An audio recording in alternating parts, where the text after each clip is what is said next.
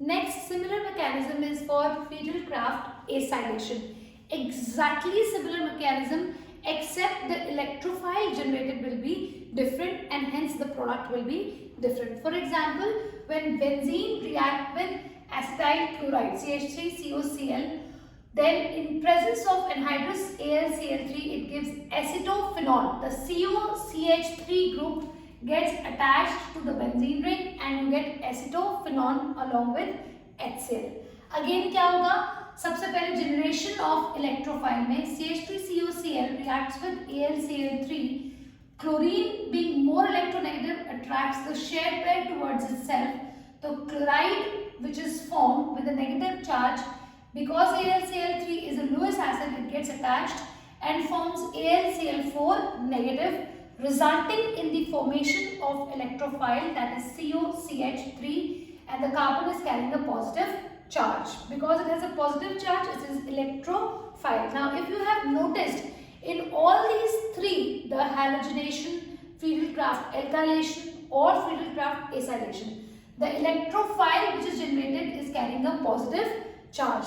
That is why when this positive charge electrophile, it attacks the benzene ring, it takes the electron pair and the positive charge disappears. So the positive charge now appears on the ortho para position of the benzene ring, resulting in the formation of carbocation on benzene.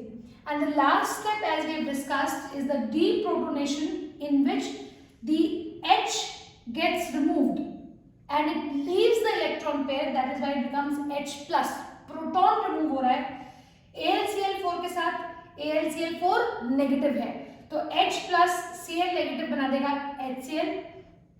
You get the catalyst back, that is AlCl3, and you also get the final product in which COCH3 gets attached to benzene ring, resulting in the formation of acetophenone. So this is the mechanism for the Friedel-Crafts acylation.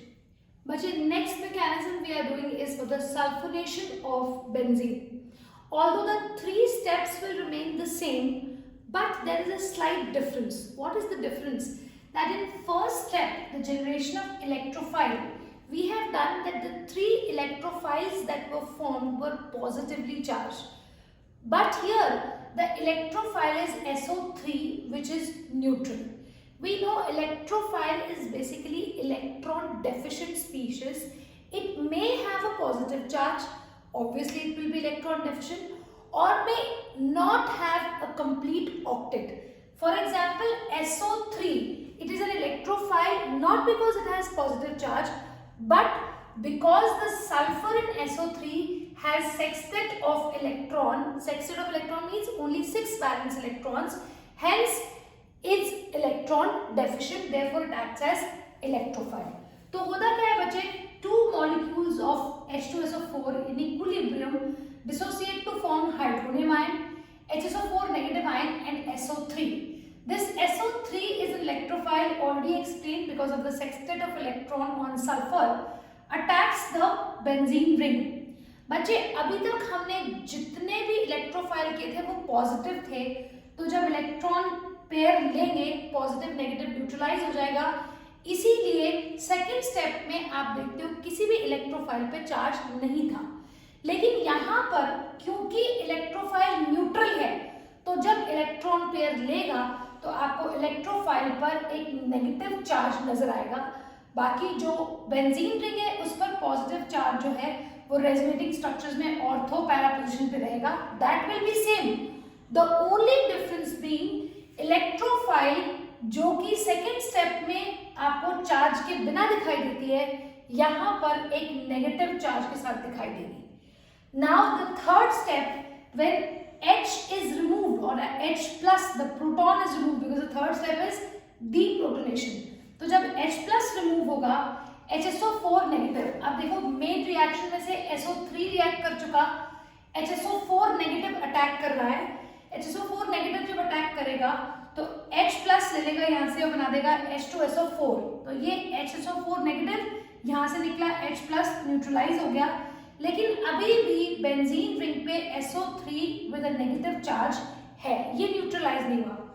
अब क्या करेगा ये जो H3O plus आपको तीसरा first step के अंदर जो तीसरा प्रोडक्ट है, अब ये अटैक करेगा H3O प्लस, अपना H प्लस दे देगा SO3 नेगेटिव को, ये बन जाएगा sulphonic acid group SO3H, you will get water. अब SO3H on benzene ring is called benzene sulfonic acid. तो बच्चे ध्यान देना, इलेक्ट्रोफाइल जो जनरेट हो रहा है वो इलेक्ट्रॉन डेफिशिएंट है लेकिन न्यूट्रल है, इसीलिए जब बेंजीन रिंग से इलेक्ट्रॉन लेगा तो नेगेटिव चार्ज आ जाएगा। डीप्रोटोनेशन के बाद SO3 will be left with a negative charge, इसीलिए एक और स्टेप इंक्रीज हो जाएगा यहाँ पर H3O प्लस, यहाँ से ये H प्लस लेगा ताकि SO3 नेगेटिव जो है वो न्यूट्रलाइज हो सके। So this is a slight change which we have not seen in the previous 3 mechanisms. Next we have is mechanism of nitration of benzene. बच्चे जैसे सल्फोनेशन में आपका थर्ड स्टेप इंक्रीज हो गया था, यहाँ पर एक्चुअली फर्स्ट स्टेप थोड़ा सा इंक्रीज है। फर्स्ट स्टेप में इलेक्ट्रोफाइल जनरेट करने के लिए आप देखो है तो नाइट्रेशन, पर हमने ले रखा है सल्फ्यूरिक एसिड कंसंट्रेटेड भी, तो हमने ये कहा था कि जब भी नाइट्रेशन करना है साथ में हमें कॉन्सेंट्रेटेड सल्फ्यूरिक एसिड चाहिए along with concentrated nitric acid, जो तो ऑब्वियसली चाहिए था। इसीलिए नाइट्रेटिंग मिक्सचर जो है it is a mixture of concentrated sulfuric acid and concentrated nitric acid. तो अब यहाँ ये जो सल्फ्यूरिक एसिड ले रहे हैं इसका सबसे पहले रोल शुरू हो जाता है। Sulphuric acid actually will lose a proton to form H plus and HSO4 minus. ये जो H plus है बच्चे नाइट्रिक एसिड पे अटैक करेगा। नाइट्रिक एसिड मतलब HNO3। अब HNO3 को इलैबोरेट करके क्या लिखेंगे, OH लग कर दिया, जो NO2 है एक नाइट्रोजन ऑक्सीजन का सिंगल बॉन्ड है। तो जब नाइट्रोजन ऑक्सीजन का सिंगल बॉन्ड होता है बच्चे, तो उस वक्त ऑक्सीजन के पास 3 लोन पेयर है with 1 negative charge, otherwise double bond के टाइम ऑक्सीजन के पास 2 ही लोन पेयर होते हैं। तो होता क्या है देखिए ध्यान से, जब H प्लस नाइट्रिक एसिड पे अटैक करेगा तो ये जो OH हमने इलैबोरेट करके बाहर लिखा था, ये अपना O जो है बॉन्ड तोड़ लेगा नाइट्रोजन के साथ। जब यहाँ से बॉन्ड विड्रॉ करेगा तो ये OH नेगेटिव बन जाएगा, जो H प्लस के साथ कंबाइन करके बनाएगा H2O। ये जो NO2 था बच्चे, इसमें नाइट्रोजन पे प्लस चार्ज था, ऑक्सीजन का एक डबल बॉन्ड वाला विदाउट चार्ज है लेकिन सिंगल बॉन्ड वाला नेगेटिव चार्ज है।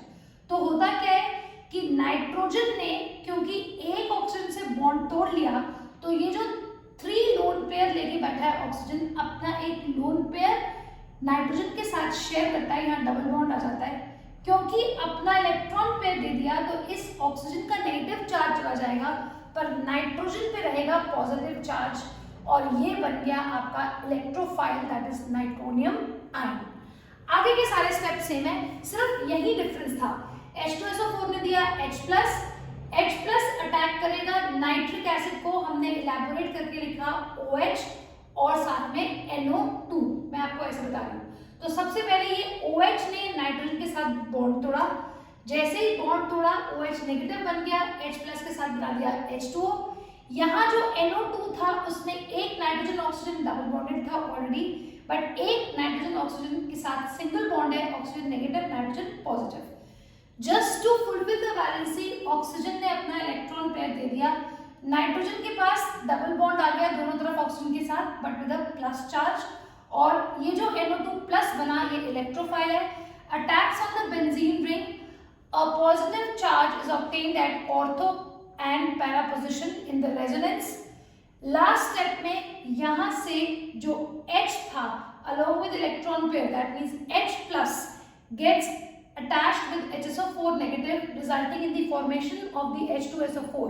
यानी आपका जो कैटलिस्ट था वो आपको वापस मिल गया और आपको मिल गया नाइट्रोबेंजीन। तो आपका ओवरऑल रिएक्शन क्या है देखिए, ओवरऑल रिएक्शन है benzene reacts with nitric acid concentrated in presence of obviously sulfuric acid concentrated to give nitrobenzene as the main product.